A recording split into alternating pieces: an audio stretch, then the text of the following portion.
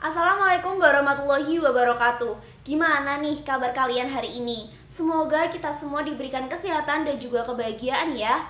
Ada pepatah mengatakan, tak kenal maka tak sayang. Nah, kita kenalan dulu yuk. Perkenalkan, nama saya Julia Salma Agustina, merupakan mahasiswa jurusan Gizi Poltekkes Kemenkes Semarang, Prodi Sarjana Terapan Gizi dan Dietetik semester 3. Pada kesempatan kali ini saya akan membawakan materi dengan judul Hidup Sehat Bebas Penyakit dengan isi piringku untuk kategori usia 50-64 tahun. Nah, buat kalian yang punya orang tua, kakek, nenek, ataupun saudara yang termasuk dalam kategori usia tersebut, bisa simak video ini sampai selesai ya. Berikut rincian materi yang akan saya sampaikan. Yang pertama adalah definisi atau pengertian dari isi piringku. Yang kedua, pentingnya menerapkan isi piringku. Yang ketiga, pedoman gizi imbang. Yang keempat, kebutuhan zat gizi. Dan yang terakhir atau yang kelima yaitu penerapan isi piringku dalam kehidupan sehari-hari. Nah, sebelum kita memasuki penjelasan intinya, kalian tahu nggak sih usia 50-64 tahun itu termasuk kategori usia lanjut apa ya? Menurut Badan Kesehatan Dunia atau WHO, usia lanjut ini terbagi menjadi 4 kriteria. Yang pertama adalah usia pertengahan, yaitu 45 hingga 60 tahun. Kemudian ada usia lanjut dini, yaitu usia 60 hingga 74 tahun. Kemudian ada lanjut usia tua, 75 hingga 90 tahun. Dan ada usia sangat tua, yaitu lebih dari 90 tahun. Jadi untuk usia 50-64 tahun ini tergolong di usia pertengahan menuju lanjut usia dini. Maka dari itu perlu dipersiapkan nih apa aja, bagaimana pola hidup yang sehat dan juga makan makanan apa aja sih yang perlu dikontrol untuk memasuki usia lanjut. Nah, oleh sebab itu mari kita belajar tentang hidup sehat, bebas penyakit dengan isi piringku kategori 50-64 tahun. Masalah gizi apa aja sih yang akan menghampiri ketika tidak melakukan pola hidup yang sehat? Nah, ini dia penyakit-penyakit yang menghantui para usia lanjut ketika mereka tidak melakukan pola hidup yang sehat. Yang pertama ada hipertensi atau darah tinggi, yang kedua ada diabetes, yang ketiga osteoporosis, dan yang terakhir adalah jantung koroner. Waduh, mengerikan sekali ya. Apalagi ini pasti akan memakan biaya yang banyak sekali ketika penyakit tersebut menyerang tubuh. Lalu bagaimana? Nah, lansia ini membutuhkan zat gizi dari aneka ragam tumbuhan dan juga hewan untuk memenuhi kebutuhan gizi yang seimbang dan juga untuk mempertahankan imunitas tubuh. Karena usia yang semakin tua, maka imunitasnya juga akan menurun. Berbicara tentang isi piringku, kalian tahu gak sih apa itu isi piringku? Apa jangan-jangan belum pernah dengar sama sekali nih tentang istilah isi piringku? Jadi isi piringku ini merupakan salah satu program yang sedang digalakkan oleh Kementerian Kesehatan Republik Indonesia berupa kampanye untuk konsumsi makanan sesuai dengan porsi gizi seimbang. Mungkin istilah isi piringku ini terdengar cukup asing di telinga kalian ya, karena yang sering kita dengar ini lebih ke program 4 Sehat 5 Sempurna. Konsep dari 4 Sehat 5 Sempurna dengan isi piringku ini ternyata berbeda. Apa sih yang membuat keduanya itu berbeda?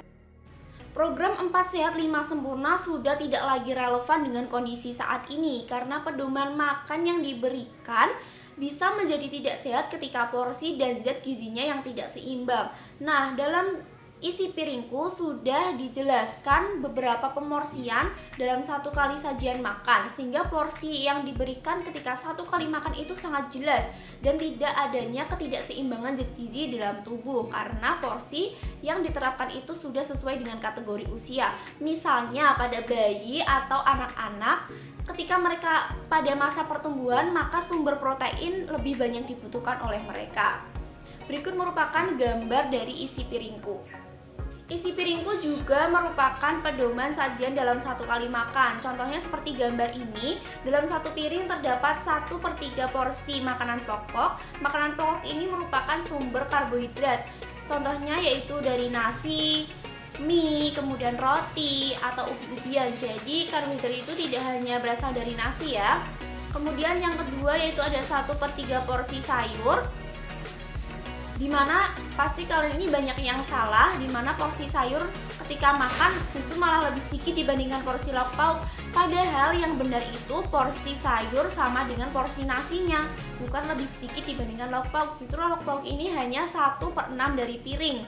Lauk pauk itu sendiri merupakan sumber protein dan terbagi menjadi dua, yaitu ada lauk hewani dan juga lauk nabati. Contoh dari lauk hewani itu seperti daging, ayam, kemudian ikan, telur. Untuk lauk nabati yang sering kita konsumsi itu contohnya seperti tahu dan tempe. Kemudian 1/6 bagiannya lagi yaitu untuk buah-buahan yang merupakan sumber vitamin dan juga mineral. Jadi dalam isi piringku ini mengajarkan makan tidak hanya sekedar kenyang, namun juga harus memenuhi nutrisi yang sesuai dengan kebutuhan.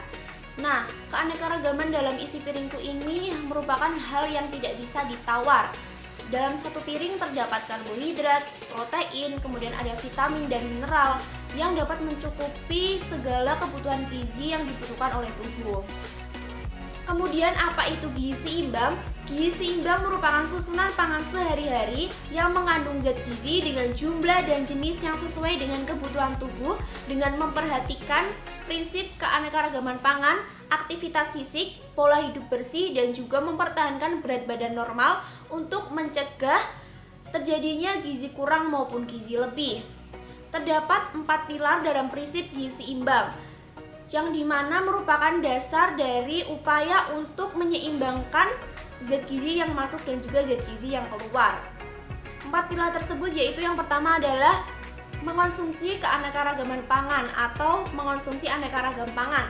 Nah, konsumsi aneka ragam pangan ini seperti yang saya sebutkan tadi merupakan hal yang tidak bisa ditawar karena tidak ada satupun zat makanan atau jenis makanan yang mengandung seluruh zat gizi yang kita butuhkan.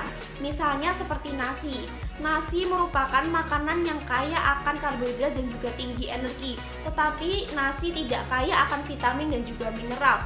Lalu kita harus mencari vitamin dan mineral itu ke makanan yang lain seperti sayuran atau buah-buahan. Kemudian yang kedua yaitu ada aktivitas fisik. Aktivitas fisik ini sangat penting untuk menjaga kebugaran tubuh. Kemudian yang ketiga ada pola hidup bersih. Pola hidup bersih ini bertujuan untuk terhindarnya dari penyakit infeksi. Dan yang terakhir yaitu pemantauan berat badan. Pemantauan berat badan ini sangat penting untuk mengetahui atau memonitor zat gizi yang masuk dan juga zat gizi yang keluar dari tubuh. Apakah tubuh kita itu sudah mengalami keseimbangan zat gizi? Selanjutnya yaitu ada kebutuhan zat gizi. Tentunya yang dibutuhkan yaitu adalah energi, protein, lemak, dan juga karbohidrat. Kemudian ada beberapa macam vitamin A, B, C, D, E. Kemudian ada mineral yaitu kalsium, zat besi, selenium, zinc, dan juga magnesium. Kemudian ada cairan. Nah, cairan ini perlu dibatasi terkait dengan kinerja ginjal yang menurun di usia lanjut. Kemudian yang terakhir yaitu ada serat untuk mengontrol kolesterol. Selanjutnya ada pesan gizi seimbang. Yang pertama yaitu mengonsumsi aneka ragam sayur dan buah yang merupakan sumber vitamin dan mineral yang sangat dibutuhkan oleh tubuh. Yang kedua yaitu mengonsumsi makanan tinggi kalsium untuk mencegah terjadinya penyakit tulang di usia lanjut. Sumbernya yaitu dari ikan salmon, sarden, dan juga brokoli. Kemudian yang ketiga yaitu mengonsumsi makanan yang tinggi serat seperti dari buah-buahan ada alpukat, apel, kemudian bisa dari brokoli juga, dari sayuran, kemudian kacang-kacangan dan juga serealia. Yang keempat yaitu membatasi konsumsi makanan tinggi garam untuk mencegah terjadinya penyakit hipertensi atau darah tinggi. Yang kelima yaitu mengonsumsi cairan sesuai dengan kebutuhan, tidak kekurangan maupun kelebihan terkait dengan kinerja ginjal yang semakin menurun di usia lanjut. Kemudian melakukan aktivitas fisik selain untuk menjaga kebugaran, hal ini juga dapat memperlancar metabolisme tubuh. Dan yang terakhir yaitu membatasi konsumsi garam, gula, dan juga minyak. Nah, berikut ini merupakan contoh gambar dari penerapan isi piringku di kehidupan sehari-hari. Ini dalam satu piring ini sangat lengkap sekali, ada karbohidrat berupa nasi putih, kemudian sayuran berupa lalap sayur, ada lauk hewani berupa pepes ikan, kemudian ada lauk nabati berupa tahu goreng, dan juga ada buah-buahnya itu buah apel. Selanjutnya yaitu contoh lagi gambarnya yaitu ada nasi putih, gulai pindang, kemudian ada tempe goreng, cas sayur, dan juga buah-buahan serta air putih. Berikut contoh menu makan sehari, mulai dari pagi, kemudian snack pagi, makan siang, snack sore hingga makan malam. Di sini perlu diperhatikan berat dari pemorsiannya, di mana nasi satu kali makan itu bisa 50 sampai 100 gram nasi. Kemudian ada lauk pauknya itu dengan berat 50 gram seperti ayam, tempe, tahu. Untuk sayurnya sendiri yaitu satu mangkuk dengan berat 100 gram. Baik, itu dia materi yang dapat saya sampaikan. Mohon maaf jika ada kesalahan kata ataupun kata-kata yang kurang berkenan di hati. Kesehatan yang baik bukanlah sesuatu yang dapat kita beli, namun sesuatu yang dapat menjadi tabungan yang sangat berharga. Anne Wilson Scaff. Sekian dari saya. Wassalamualaikum warahmatullahi wabarakatuh. Semoga bermanfaat.